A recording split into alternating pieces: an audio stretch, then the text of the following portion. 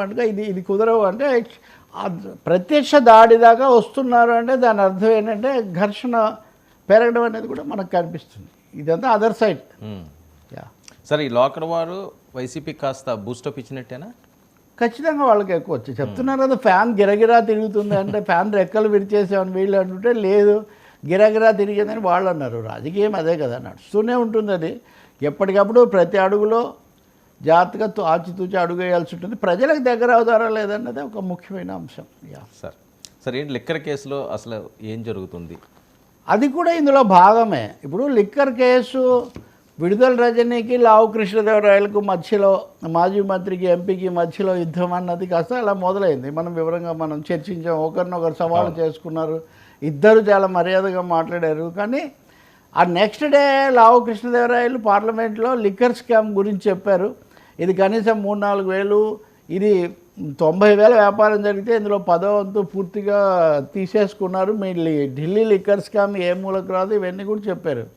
మిథున్ రెడ్డి ఏదో అడుగున్నారు. అంతకుముందే మిథున్ రెడ్డి రక్షణ కోసం హైకోర్టుకు కూడా వెళ్ళారు, ముందస్తు బెయిల్ కోసం, రాలేదు. కానీ అసలు హఠాత్తుగా పార్లమెంట్లో ఇది ఎందుకు వచ్చింది?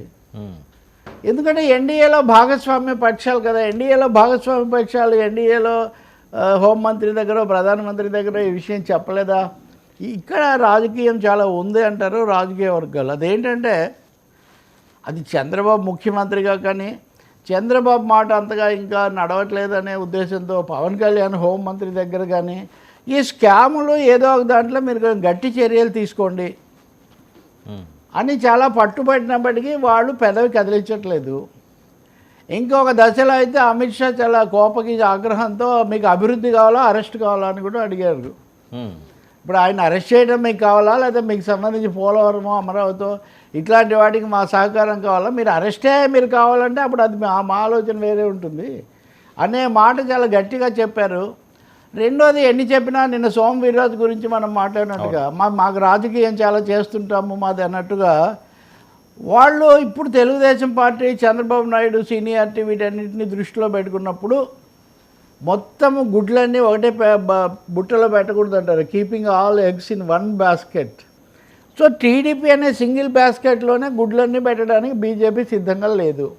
ఇప్పటికి కూడా వాళ్ళు జగన్మోహన్ రెడ్డిని పూర్తిగా వదులుకోవడానికి సిద్ధంగా లేరు. దానికి నేను చెప్తున్న టాపిక్ సంబంధం ఏంటంటే, లిక్కర్ స్కామ్ అన్నది ఒక తమిళనాడులో లాగానో ఢిల్లీలో లాగానో ఏపీలో కేంద్రం తీసుకోవడానికి సిద్ధపడడం లేదు.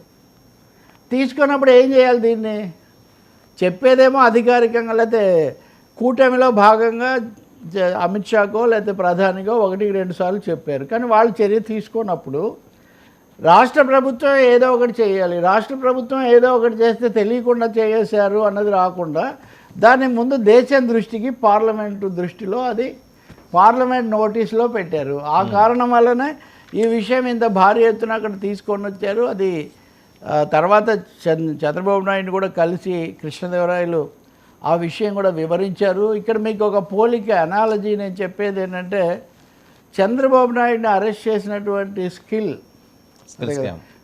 ఆ స్కామ్ కూడా దాన్ని కూడా ముందు వీళ్ళు కేంద్రానికే పంపించారు. ఓకే, జగన్ ప్రభుత్వం ముందుగా మీరు సిబిఐ తీసుకోవాలి దీన్ని అని వాళ్ళు పంపించారు, వాళ్ళు తీసుకోలేదు. కాకపోతే ఈడీ ఏది ఒక దశలో కొంత జోక్యం చేసుకున్న దాన్ని ఆధారం చేసుకొని వీళ్ళే దాన్ని ముందుకు తీసుకుపోయారు. సో దాదాపు సీన్ రిపీట్. గతంలో స్కిల్ స్కామో ఇంకొకటో చంద్రబాబు విషయంలో ఏదైతే జగన్మోహన్ రెడ్డి ముందు కేంద్రానికి చెప్పి తర్వాత తను చేశాడో, ఇప్పుడు సేమ్ లిక్కర్ విషయంలో స్కిల్ కేసే ఇప్పుడు రిపీట్ యాక్ట్ 2 అనొచ్చు, 2వ అధ్యాయమేమో. అది ఇంకా ఏం జరుగుతుంది, అది ముందు నేరుగా ఆయన దగ్గరికి వెళ్తుందా? ఎందుకంటే చంద్రబాబుని అరెస్ట్ చేయడానికి ముందు చాలామందిని అరెస్ట్ చేయడం కేసులు చాలా నడిచింది తతంగం. కానీ తతంగం అయితే మొదలైంది కాబట్టి ఆయన అక్కడ మాట్లాడాడని. లిక్కర్ కేసులో కూడా కేంద్రం నుంచి ఆ సిగ్నల్స్ ప్రోత్సాహంగా రాలేదు కాబట్టి రాష్ట్ర ప్రభుత్వం తనే చొరవ తీసుకుంటుంది. దీన్నైనా కేంద్రం ఏదైనా దశలో ఆమోదిస్తుందో ఎలా ఉంటుంది? మిగతా వాటికి వీటికి లింక్ పెడతారా? ఇప్పుడు తమిళనాడు ఉందనుకోండి, అన్నాడీఎంకేతో పొత్తు పెట్టుకోవడానికి ప్రయత్నిస్తున్నారు, పవన్ కళ్యాణ్ వెళ్తున్నాడు. ఈరోజు అక్కడ టీవీకే విజయ్ కూడా తన సమావేశం జరుపుతున్నారు. అనుకోకుండా సిపిఎం మహాసభలు కూడా తమిళనాడులో జరుగుతున్నాయి. ప్రకాష్ రాజు తర్వాత విజయ్, ఇంకో విజయ్ ఉన్నాడు కదా, ఆ విజయ్ వీళ్ళంతా కూడా ఆ సభలకు కూడా హాజరవుతున్నారు. భారతదేశంలో సాంస్కృతిక వైవిధ్యం ఇదంతా అని. కాబట్టి తమిళనాడులో లిక్కర్ స్కామ్ను కనుక కేంద్రం టేకప్ చేస్తుందా అన్నది కూడా ఇక్కడ ఒక ముఖ్యమైన దక్షిణాదిలో జరుగుతున్నప్పుడు మీ నిన్న తెలంగాణ శాసనసభ ఏకగ్రీవంగా బీజేపీ ఉంది కానీ బట్ బీఆర్ఎస్ కాంగ్రెస్ కూడా కలిసి ఈ సీట్ల తగ్గింపు అన్యాయం చేయొద్దని తీర్మానం చేశారు. అంటే ఒక సదరన్ వారు ఒక్క ఆంధ్రప్రదేశ్ అసెంబ్లీ మటుకే తీర్మానం చేయలేదు. అవును, మిగిలిన దక్షిణాది రాష్ట్రాలన్నీ చేస్తున్నాయి.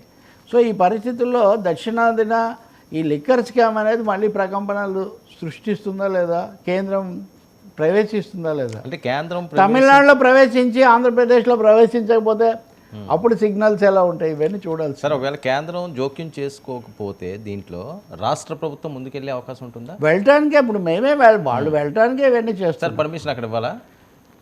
పర్మిషన్ వీళ్ళ వరకు సిఐడి కేసు పెట్టడానికి వాళ్ళ పర్మిషన్ ఏమీ అక్కర్లేదు. సిఐడి కేసు అంతవరకు చేస్తారు. ఇక్కడ కూడా చాలా కేసులు, ఇప్పుడు ఉదాహరణకు మొన్న బెట్టింగ్ యాప్ల కేసు పోలీసులు కాకుండా సిఐడికి అప్పగించారు. సో సిఐడి విగను ఏసీబీని ఇట్లాంటి వాటిని రంగంలోకి దించే అవకాశం ఉంది.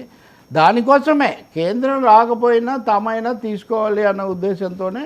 ఇంకోటి కూడా మీరు గమనించండి, ఈ వివేకానందరెడ్డి హత్య కేసు కూడా రాష్ట్ర ప్రభుత్వం మళ్ళీ జోక్యం చేసుకొని ఇప్పుడు కేసు ఇదేది మొన్న ఆయన సునీత వాళ్ళు పెట్టిన ఫిర్యాదు మీద సిబిఐ మీద కూడా ఒక విధంగా సిబిఐ సరిగ్గా చేయలేదని. కాబట్టి సిబిఐ ఇప్పటికే చూస్తుండగా రాష్ట్ర ప్రభుత్వం ఎలా వస్తే ఇద్దరి మధ్య ఎవరి వైఖరి ఏంటి, రాష్ట్ర ప్రభుత్వం ఒక అఫిడవిట్ వేసింది. అఫిడవిట్ సిబిఐ కూడా కొంతవరకు వర్తిస్తుంది. సో ఇవన్నీ జరగబోతున్నాయి అని మనం అనుకోవచ్చు. సార్ పిఠాపురం కుప్పంలో జరుగుతున్న పాలిటిక్స్ ఎలా చూడాలి? అంటే పిఠాపురం వేరు, కుప్పం వేరు. పిఠాపురం ముఖ్యంగా అక్కడ పవన్ కళ్యాణ్ నియోజకవర్గం,